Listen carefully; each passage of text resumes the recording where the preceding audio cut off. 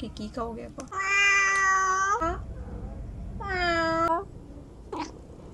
Aigi strawberry matcha. Abigail na pibiba kimchi. Patsaye. How? Ironba junk food. Sige no. Wow.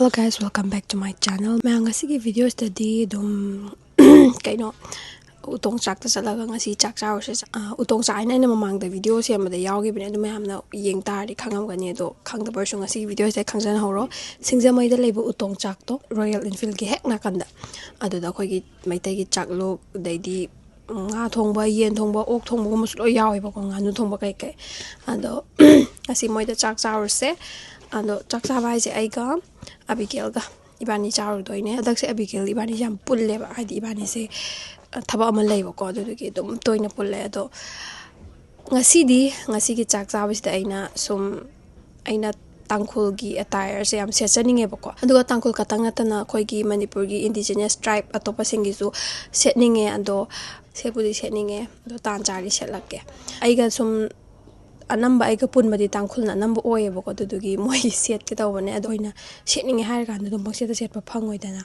adudugi tan jaring da setning bagi set hoge tawbane asigi video ski oina let's get ready hadi sa thok toini na jimai jara dai tal makeup am te yaudri ba mai se tar bagi tar lor kan dai di kang ba hore bako adudana makeup hoursi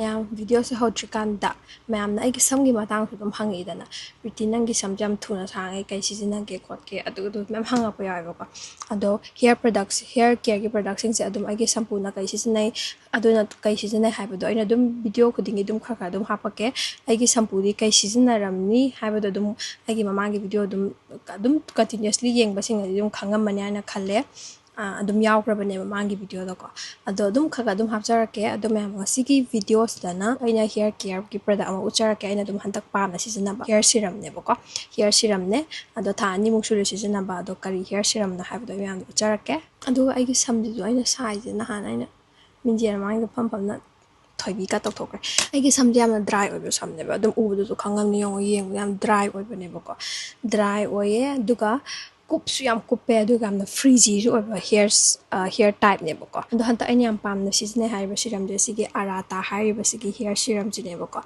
sigi se Arata Super Serum ka wai maming se adu duga 76% Frizz Reduction agi samgi da maka yam chap chare bako adu duga 56% Breakage Reduction ado sigi se breakage reduction agi samje kupani na dry oi bani na yam na petek tekpa dedi kai hani gari maning daga tonga kana nuksi daga hadala pulla kana khatpa kana daga patata tappido adu do ne bo oise ado ai gi samgi da makani si chap chare adu myam ju frizzy oi ba dry oi ba sugumba si myam je adai di hoi gi samje na phat ꯐꯠꯇꯦ ꯍꯥꯏꯔꯀꯥꯟꯗ ꯁꯤꯖꯤꯟꯅꯕ ꯁꯔꯨꯛꯄꯨꯗꯤ ꯐꯠꯂꯛꯑꯣꯏꯗꯧꯕꯗꯣ ꯁꯨꯝ ꯇꯝꯕ ꯉꯝꯗꯦꯗꯅ ꯑꯗꯨꯒꯤꯗꯣ precaution ꯂꯧꯍꯧꯕ ꯑꯣꯏꯅ ꯑꯗꯨꯝ ꯍꯤꯌꯔ ꯁꯤꯔꯝꯒꯨꯝꯕꯁꯦ ꯑꯐꯕ ꯁꯤꯖꯤꯟꯅꯕꯤꯌꯣ ꯑꯦꯟ ꯃꯌꯥꯝꯗ ꯑꯩ ꯁꯤꯒꯤꯁꯦ ꯔꯦꯀꯃꯦꯟ ꯇꯧꯖꯒꯦ ꯁꯤꯒꯤ ꯑꯔꯥꯇꯥ ꯁꯨꯄꯔ ꯁꯤꯔꯝꯁꯦꯀꯣ ꯁꯤꯒꯤꯁꯦ ultra light weight formula with JD ꯍꯣꯍꯣꯕꯥ ꯍꯤꯌꯔ ꯀꯝꯄ꯭ꯂꯦꯛꯁ ꯑꯗꯣ ꯁꯤꯒꯤꯁꯦ ꯑꯗꯣ ꯁꯤꯒꯤꯁꯦ ꯃꯥꯅ ꯍꯥꯏꯔꯤꯁꯦ ꯁꯤꯒꯤ ꯀꯟꯁꯤꯁꯇꯦꯟꯁꯤꯁꯨ ꯌꯥꯝ ꯂꯥꯏꯠ ꯋꯦꯠ ꯑꯣꯏꯕꯅꯦ ꯃꯁꯤꯗꯁꯨ ꯊꯥꯔꯤꯁꯤ ꯃꯇꯨꯡ ꯏꯟꯅꯀꯣ ꯁꯤꯒꯤꯁꯤ ꯊꯥꯎꯁꯦ ꯑꯗꯨ ꯌꯦꯡꯉꯨꯀꯣ ꯁꯤꯁꯦ ꯌꯥꯝꯅ ꯂꯥꯏꯠ ꯋꯦꯠ ꯑꯣꯏꯕꯅꯦꯕꯀꯣ ꯊꯥꯎꯁꯦ ꯑꯗꯣ ꯁꯤꯒꯤꯁꯦ ꯑꯩꯈꯣꯏꯅ ꯇꯩꯕ ꯃꯇꯝꯗ ꯑꯩꯈꯣꯏꯅ ꯏꯔꯨꯖꯕ ꯂꯣꯏꯔꯀꯥꯟꯗ ꯁꯝ ꯆꯣꯠꯂꯤꯀꯥꯟꯗ ꯑꯗꯨꯗꯁꯨ ꯇꯩꯕꯤꯌꯣ ꯑꯗꯨꯗꯨꯒ ꯑꯗꯨꯝ ꯑꯗꯨ ꯅꯠꯇ꯭ꯔꯀꯥꯟꯗꯁꯨ ꯑꯩꯈꯣꯏ ꯑꯗꯨꯝ ꯑꯩ ꯁꯝꯁꯦ ꯗ꯭ꯔꯥꯏ ꯑꯣꯏꯔꯦꯗꯅ ꯀꯥꯟꯗꯁꯨ ꯑꯗꯨꯝ ꯅꯥꯟꯕꯤꯌꯣ ꯀꯩꯁꯨ ꯀꯥꯏꯗꯦ ꯑꯦꯅꯤ ꯇꯥꯏꯝ ꯃꯅꯝꯁꯨ ꯌꯥꯝ ꯅꯨꯡꯁꯤ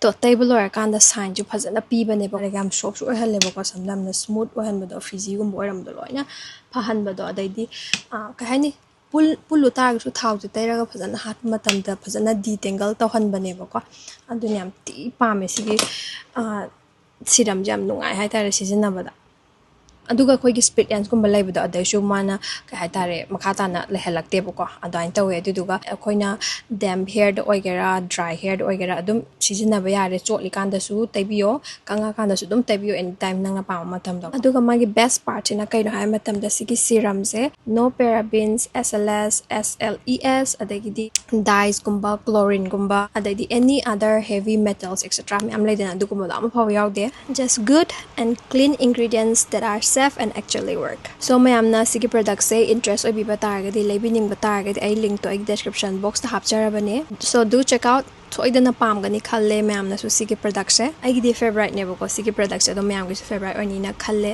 ꯑꯣꯀꯦ ꯑꯗꯣ ꯍꯧꯖꯤꯛ ꯃꯌꯥꯝ ꯃꯈꯥ ꯇꯥꯕ ꯍꯧꯖꯤꯛꯀꯤ ꯚ꯭ꯂꯣꯒꯁꯦ ꯑꯗꯨꯝ ꯃꯈꯥ ꯆꯠꯊꯖꯔꯛꯑꯒꯦ ꯃꯦꯀꯞꯁꯨ ꯂꯣꯏꯔꯦ ꯍꯧꯖꯤꯛ ꯑꯩꯉꯣꯟꯗ ꯋꯥꯠꯂꯤꯁꯦ ꯁꯝꯁꯤꯗꯤ ꯄꯨꯔꯥ ꯋꯥꯏꯜ ꯑꯦꯅꯤꯃꯦꯜꯅꯦ ꯃꯥꯜꯂꯤꯁꯦ ꯍꯧꯖꯤꯛ ꯑꯩꯅꯀꯣ ꯑꯗꯨꯒ ꯑꯩꯒꯤ ꯁ꯭ꯇ꯭ꯔꯣꯕꯦꯔꯤ ꯃꯆꯥꯁꯨ ꯁꯦꯝꯕꯅꯦ ꯍꯧꯖꯤꯛ ꯐꯖꯗ꯭ꯔꯥ ꯑꯩꯁꯦ ꯃꯆꯥꯒꯤ ꯐꯦꯟꯗꯤ ꯅꯠꯇꯦ ꯕꯠ ꯁ꯭ꯇ꯭ꯔꯣꯕꯦꯔꯤꯒ ꯇꯧꯔꯒ ꯃꯆꯥ ꯈꯛꯇꯪ ꯃꯆꯥ ꯂꯥꯇꯦ ꯑꯗꯨꯗꯤ ꯑꯩꯉꯣꯟꯗ ꯄꯥꯝꯗꯦꯕꯀꯣ ꯕꯠ ꯋꯤꯠ ꯁ꯭ꯇ꯭ꯔꯣꯕꯦꯔꯤꯒꯨꯝꯕ ꯍꯥꯞꯄ ꯀꯥꯟꯗ ꯁꯨꯝ ꯐ꯭ꯂꯦꯕꯔ ꯑꯃ ꯌꯥꯎ ꯇꯥꯔꯒꯗꯤ ꯍꯥꯎꯋꯦ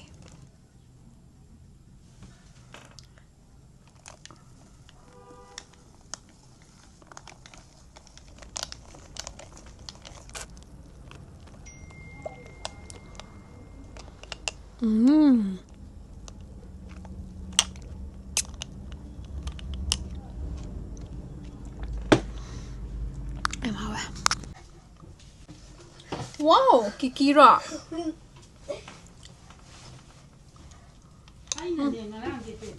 ꯅꯪꯗꯤ ꯍꯩꯅꯔꯣꯏ ꯍꯩꯅꯒꯗ꯭ꯔꯥ ꯊꯛꯅꯤꯡꯗꯤꯌꯦ ꯇꯣꯛꯆꯧ ꯑꯗꯨꯒ ꯍꯧꯖꯤꯛ ꯑꯩ ꯁꯝ ꯁꯦꯝꯕ ꯍꯧꯔꯒꯦ ꯑꯩꯒꯤ ꯁꯝ ꯁꯦꯝꯕꯒꯤꯁꯦ ꯑꯩ ꯁꯤꯒꯤꯁꯦ ꯁꯤꯖꯤꯟꯅꯗꯣꯏꯅꯦ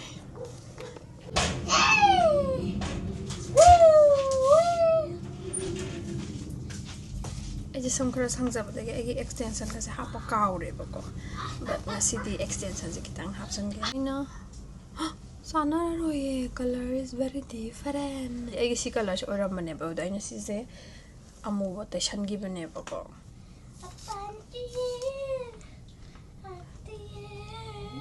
ꯀꯤꯖꯩ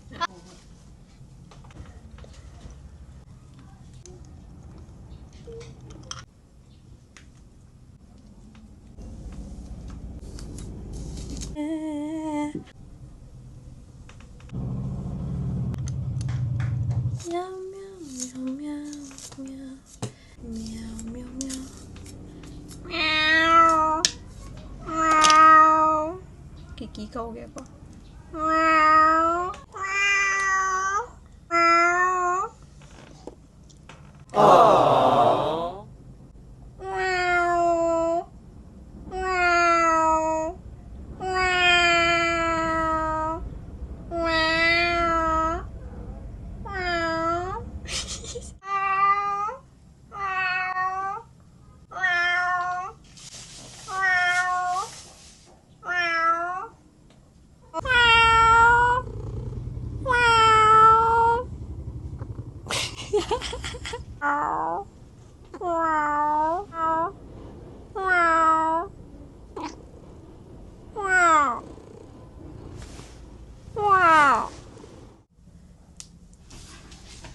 Warido, ako yung dito, ako pong amazing yung bra. Look at my hair. Wow. Yeah, kimchi or lettuce. Oh, wow. Or yeah, आपके लिए. Or yeah, What is cute. this? Or may proper. Oh, Abigail na bibiba. Kimchi. Oh my god. Mas kopi yaw di am hawa. Hindi na kopi am pa me haba. Ang pa. Apa cara? Ito kasi kayo. Cute. Or may proper nang kita mo.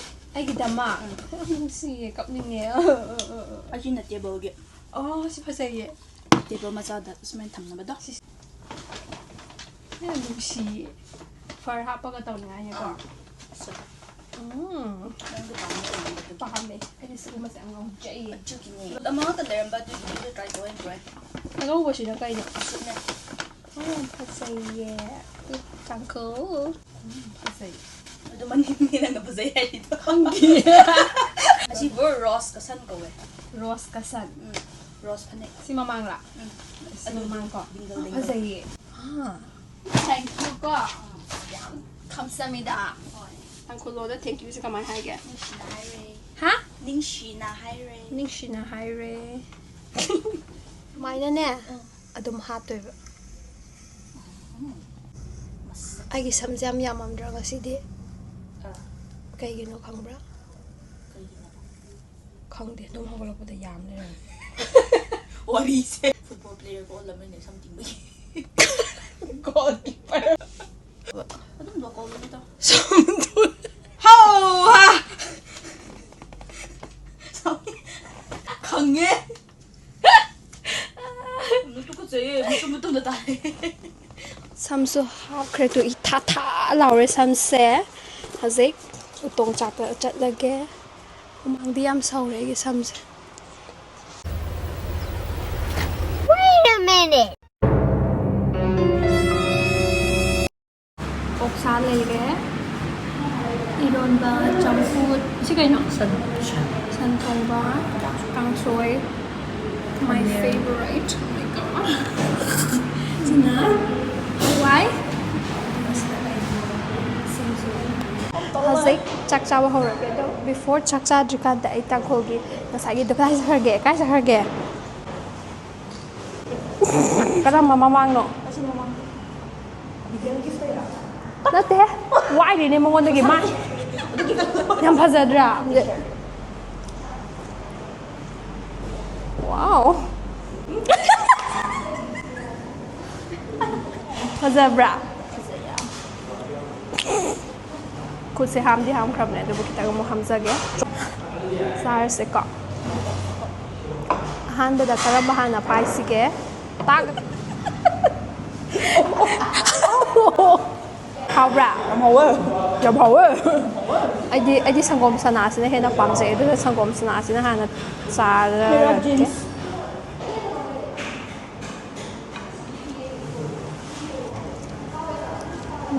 very good. Oh, matum si amtang. Mindas na kayo ragya. Siya nga itong pamayeng na yun. Naga. Amta Indio. Ay, may invite ako. Siya. Pairo ay ba niya? Charo. Hawe. Hawi ko ah. Yung hawe. उसे हल्दी है बनाने ना आपका onion मेरा onion अंदो याम कोई नहीं ना मुझे को डिबुला सुये बा ऐसो Partner yaw di ay ngayon.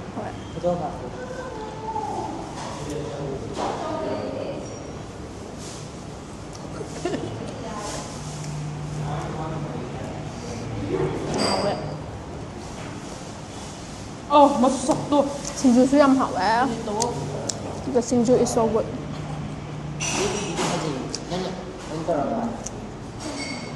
Kaya nga sakto ko ga.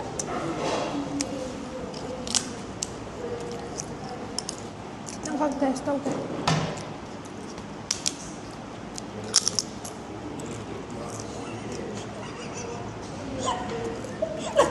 Kita nga may. Sisi. और चाहिए हाँ 하웨고 옥수 하웨. 예? 에? wish 산가 오까 불라 통이라 그건 너좀 빨개고. Oh, Mr. Rohit, please come. Look at my attire. Oh, bro, I just don't get. 와이즈 로션 디덴. Ningsing Hyra. Kaya ano? Kenapa ningsing menenang? ningsing na hayra. I miss you, Hyna. Thank you. Sige, I give viewers. Sidagi. Plus, viewers, amo susidalay ko. Live oy na yung jari. Nang sakro. Mi mamang zaman sa bayaw ni baba. Nang sakro. Yam hawi mayam su sabi balag yo. Utong sakta singja may jinga mathak ni ko. Mathak ni ko. Ramilo. Katongka ramilo utong sak. Li. 吃烟我不想好吧？那出来比较炸吧？好了好了，再比哦。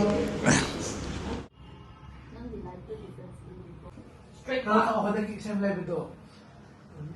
高着嘛，也到我给谁个？ Ibong di.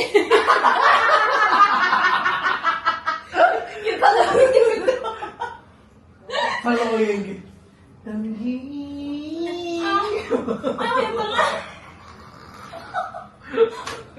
Udah bag. Ibong di.